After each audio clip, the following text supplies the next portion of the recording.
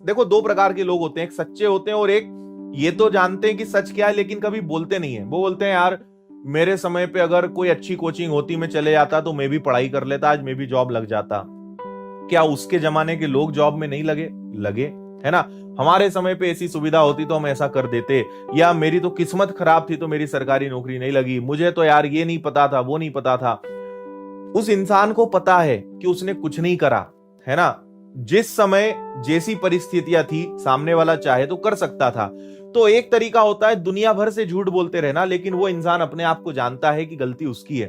और एक वो होता है जो वास्तव में आपको सही सलाह देगा कि यार देखो, हमें उस समय सब चीजें मिली लेकिन हमने उसका फायदा नहीं उठाया, हम इन चक्करों में लगे रहे, उन चक्करों में लगे रहे और हमने अपना समय खराब करा, तुम मत करना।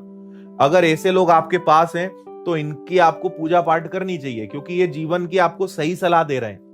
बहुत पिसाना पड़ेगा, बहुत तपना पड़ेगा, बहुत मेहनत करनी पड़ेगी, तब जाके आपको सिलेक्शन मिलेगा। ये बात ध्यान रखना, इतना आसान नहीं है जितना आसान आप इसको आज समझ रहे हो।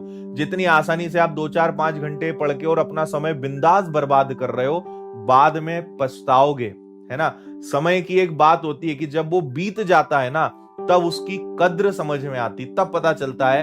फिर लोग बाद में पछताते हैं कि यार काश अच्छे से पढ़ लेते।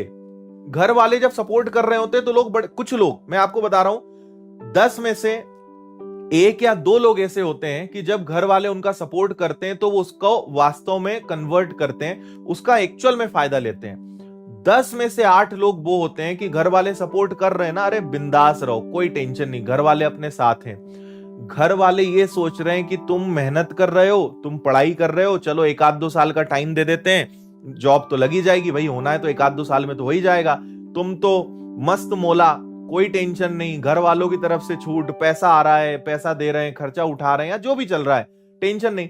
अब 2 साल निकल गए, तुमने तो ऐशो आराम में निकाल दिया। घर वाले बोलेंगे बेटा अब चुपचाप जो जॉब मिले वो लगो, प्राइवेट मिल रही प्राइवेट लगो। लड़कियों को बोलेंगे अब तुम्हारी शादी होगी, अब हमको जो है अपनी जिम्मेदारी निभाना है। तब लोग गिड़गिड़ाते हैं, उनके पैरों में पड़ते हैं कि अरे ऐसा मत करो, हमको थोड़ा टाइम और दे दो।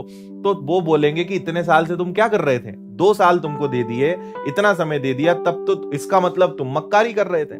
तो तुम जब उस समय नहीं सुधरे तो आगे क्या सुधर जाओगे। तो अधिकतर लोग अपना जीवन इसी चक्कर में बिगाड़ लेते हैं कि जब सब सही माहौल मिलता है, जब सब सपोर्ट कर रहे होते हैं, जब सारी चीजें सही होती हैं, तो वो अपने 7वें आसमान पे होते हैं, अलग ही जीवन के ऐशो आराम चल रहे होते हैं। और जब परिस्थितियां बिगड़ना चालू होती है, आप देखना बहुत टैलेंटेड लोग, बहुत शानदार शानदार लोग 8 8 10 10 15 15 हजार रुपए में घिसा रहे हैं। इसलिए नहीं घिसा रहे हैं कि उनकी किस्मत बेकार थी, वो इसलिए घिसा रहे हैं क्योंकि सही समय पे डिसीजन गलत लिया उन्होंने। आपको ये बात पता होनी चाहिए कि ये जो उम्र होती है ना, मतलब आप मान के चलो कि 22 से लेके 28, मैं एक स्टैंडर्ड बता रहा हूं, प्लस माइनस भी हो सकता है। कुछ लोग इससे ज्यादा उम्र में होंगे लेकिन मेहनत कर रहे होंगे, कुछ कम में कर रहे होंगे। ये आपके जीवन का वो समय है कि इस समय जो बोया जीवन भर वो काटना है ना। 22 से 28 की उम्र तय करती है आगे आपका जीवन क्या बनने वाला है।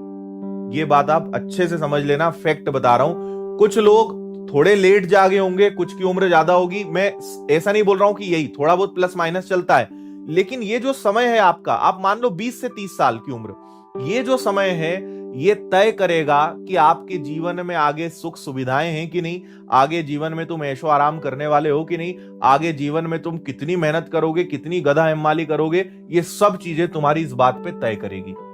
तो आपको ये आज चुनना पड़ेगा। ये मत चुनो कि आज क्या करना है, आप ये चुनो कि मुझे फ्यूचर में क्या चाहिए।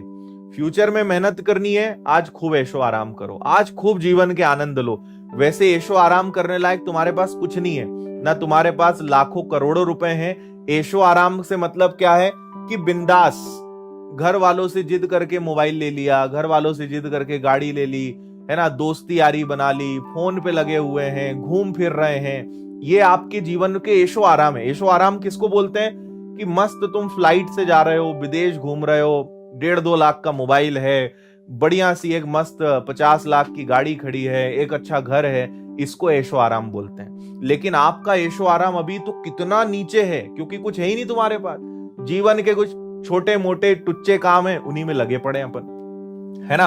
और हम क्या समझ रहे हैं, मस्त जीवन चल रहा है। आप तय कर लो, आगे आपका जीवन पूरा मेहनत भरा जाने वाला है। और अगर वास्तव में परमानेंट ऐशो आराम चाहिए तो आज मेहनत कर लेना।